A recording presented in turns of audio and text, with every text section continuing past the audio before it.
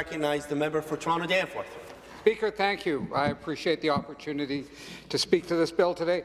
First of all, this is kind of a weird bill. I read a lot of bills. The education minister across from me, she's read a lot of bills in her time, some of which you liked, some of which you didn't. I understand that. This is just a weird bill. It seems to me, and I think some of my colleagues have said this earlier, this was a bill written by developers for developers. Yep. Just one of those purpose-built constructions that are out there to make Mattamy homes as happy as they can be. So I don't actually expect it to solve any housing problems. I do expect it to make developers richer. No question about that. I think it will be very effective that way. There will be more money in their pockets at the end of the day than there is now. Because if you're actually going to deal with a housing problem, you're going to deal with the cost of housing, the supply of housing, you've got to look at a variety of other factors, none of which are addressed in this bill and none of which I've heard addressed by this government in the time they've been here. And I'll talk to a few, not in particular order, but first of all, there's money laundering. People who may have read the Globe and Mail this morning, not normally known for its left-wing leanings, had a really good editorial about money laundering in Canada and the volume of money that's going through. In fact, they quoted a number of sources, but the high source was C.D. Howe Institute, again, not particularly left-leaning. I don't think the Premier would refer to it as a socialist outfit. They estimated about $130 billion a year is laundered through Canada. $130 billion, that's the total revenue of 3 of the biggest banks in Canada. Now, here in Ontario, we've ignored this problem. There's not a peep in this legislation about looking at money laundering and its impact on demand for housing. Not a peep. In BC, under the previous Liberals, or as the Globe and Mail says, not really Liberals but Conservatives, but in my mind it's all the same, the person who was assigned to look at money laundering in the casino sector was fired when he pointed out there was money laundering going on in the casino sector. But that Liberal government was fired, and the new government actually has looked at, in greater depth, the money laundering in the casino sector. They're looking at it right now in terms of luxury cars, and they're going to be looking at it in terms of housing, because there is a huge opportunity in housing to launder money in bulk. We're not talking 20,000, we're not talking 40,000, we're not talking suitcases full of cash, we're talking pickup trucks full of cash. Really good laundromat in that area. And in fact, in the Globe and Mail article today, they noted that about a third of the most expensive houses were owned by opaque institutions, numbered companies. So if you want to park $1 million, hide it from another jurisdiction, want to put through money that you've gained illicitly in drugs, prostitution, gambling, what better? What better? So if you're talking $140 billion a year coursing through Canada's economy, equal to the revenue of 3 of the biggest banks, you can have a real impact on housing prices.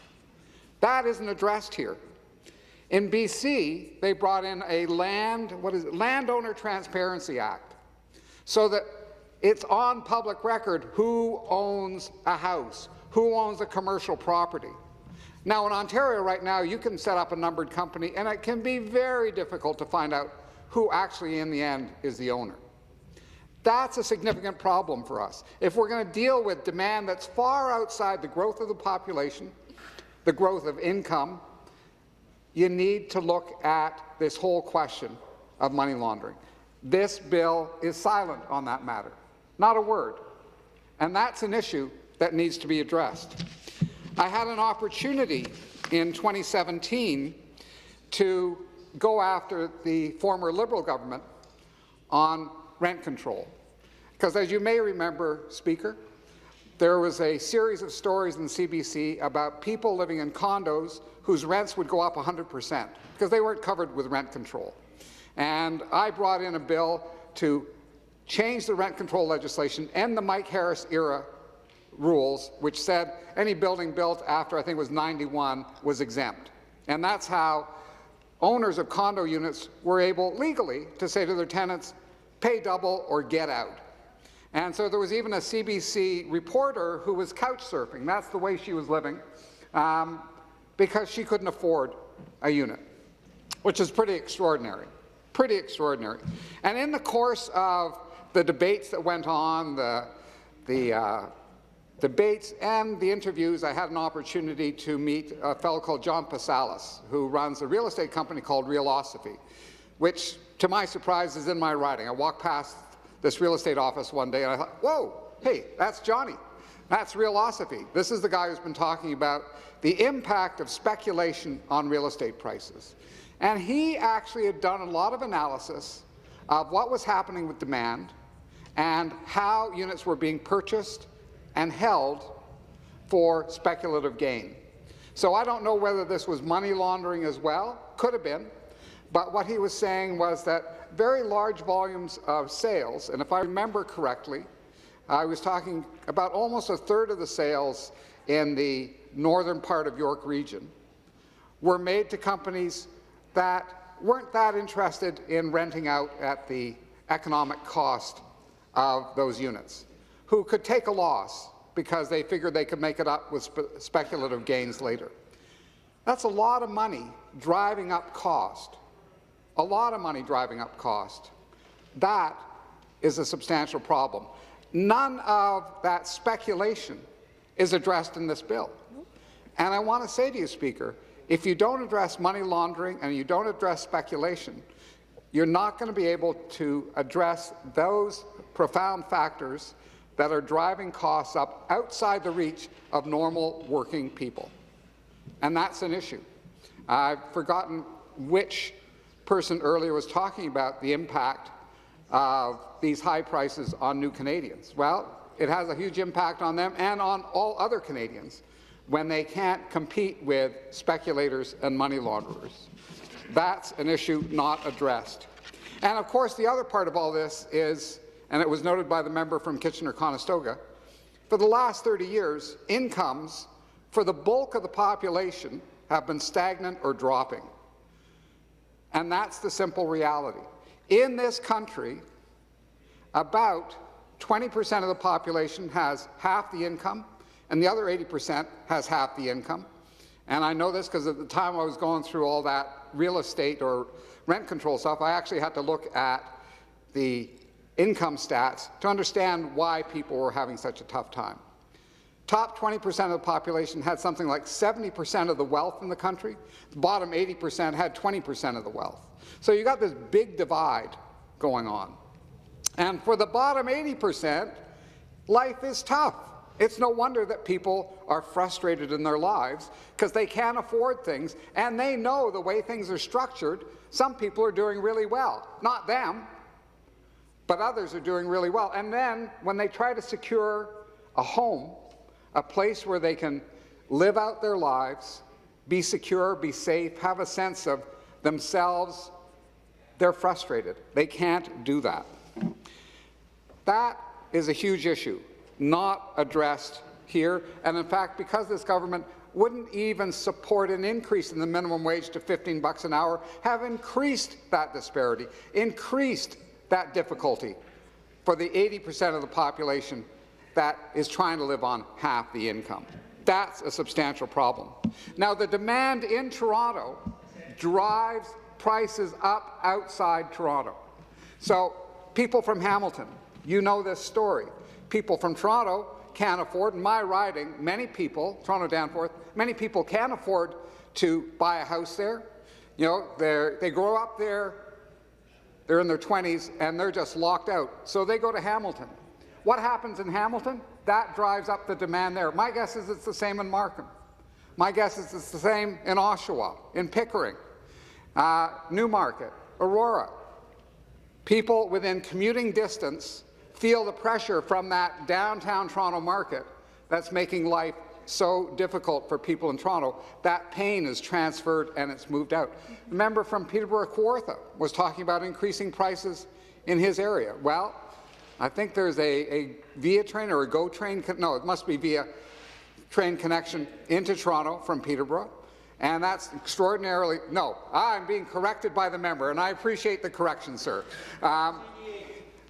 Thank you, sir. That part is not true. So those who are fast drivers, those with the lead foot who can make it from Peterborough to Toronto in the morning, can buy a relatively compared to Toronto, inexpensive house, driving up demand in Peterborough and making that price shock move out in waves from downtown Toronto. That's a substantial problem. If you don't deal with the issues that I've noted, stagnant incomes, speculation, money laundering, then you're not going to be able to resolve this problem. It just ain't going to happen. Just one other example I want to talk about, that price shock moving out from Toronto. In my riding right now, I have 3 small apartment buildings where whole buildings have been given eviction notices. Wow. And I've been meeting with the people in those buildings, and overwhelmingly the demographic is this. They're mostly seniors who are on Canada Pension Plan and OAS. They've lived in those buildings for 20 or 30 years, or they're students, or they're people who are doing work that's not really well paid, you know, good enough work, but not a lot of money. So some of them are paying $800 to $1,000 a month for a 1-bedroom in downtown Toronto. And speculators come along and they say, holy cow, man, I buy this building for cheap, I can crank up the rent, I can triple it, I can make a fortune. And that's what they are trying to do. They give everyone an eviction notice. In fact, they give them an eviction notice and try and scare them. And when you're in your 80s and this is all the money you've got and this has been your home for decades, you can be made really anxious by an aggressive landlord who wants to get you out. Or they say to them, okay, I've given you an eviction notice. If you leave quickly and quietly, I'll give you $3,000. One woman at 245 Logan did that. And unfortunately, she didn't check before she took the money and moved where she was going to live. She had to move to Newmarket to find a place that was affordable. So somewhere in Newmarket right now, there's another demand on units that's pushing up prices there. There's no way to treat You got to deal with these questions of stability for tenants. You've got to deal with the speculation. You've got to deal with the profiteering if you're actually going to have affordable housing. It's as fundamental as that. So, Speaker, I want to go through some of the elements in this bill that don't deal with actually making housing more affordable or more available. Because I reject the premise the government's operating on that it's all a problem of red tape. You know, if you look at the real estate industry, it's not an industry where people are mired in poverty every day. And I'm talking about the owners of the real estate development companies. They don't drive around in small 20-year-old cars. They're not the people who frequent, you know, the day-old bread sales. They're doing pretty well. They got a lot of cash, and they're interested in making a lot more cash, and they're about to be helped. The interesting thing here about the cuts to the changes to the Conservation Authorities Act, not so much in this bill, but the cutting of the funding for flood control for conservation authorities. You know, it's going to be harder to protect floodplains from unruly and thoughtless development if the conservation authorities are weakened, if their flood control efforts are undermined. But it does mean that land that could be pretty cheap now, because, you know, it's underwater every 10 years, will be more available. And that actually ties into the Endangered Species changes. I've never seen Endangered Species Act changes in a housing bill. And it only makes sense when you think, yeah, in southern Ontario, in the Niagara region, there are wetlands that haven't been developed yet. There are probably protected species in those areas. And in this bill, this extraordinary bill, the protection for those species is dramatically reduced. And in fact, you don't have to protect anything if you're willing to pave, as they say. That damages us because, frankly, the environment that we live in is a very complex machine with a wide variety of moving parts. And when you start taking parts out, eventually the machine doesn't work anymore.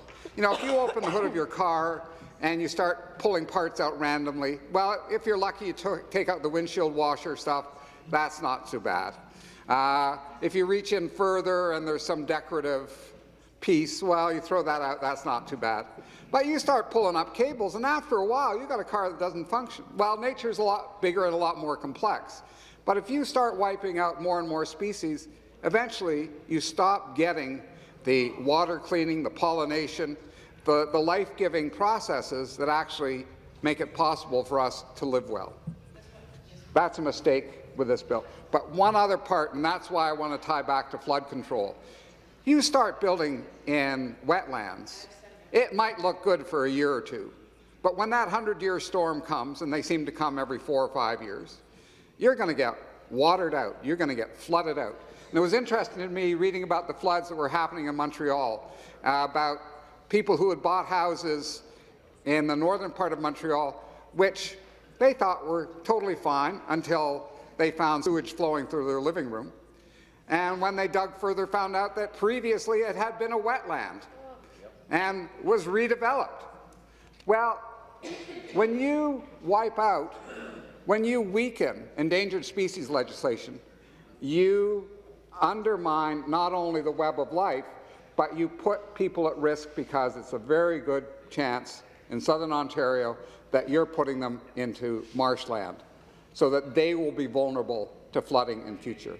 No favour to them. A cheap house full of sewage is not a good house. It's a bad deal.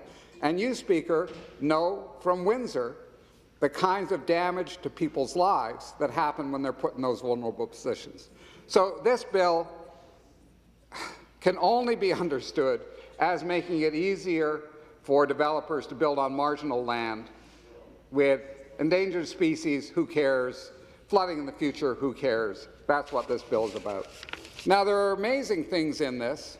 The Development Charges Act. Speaker, when developers build new homes in a community, they should not be subsidized by the existing residents. I think the term is development pays for development. If you're putting in a new subdivision or a new townhouse complex, you should be paying for the infrastructure necessary to make that work. But in fact, this legislation substantially cuts back on that.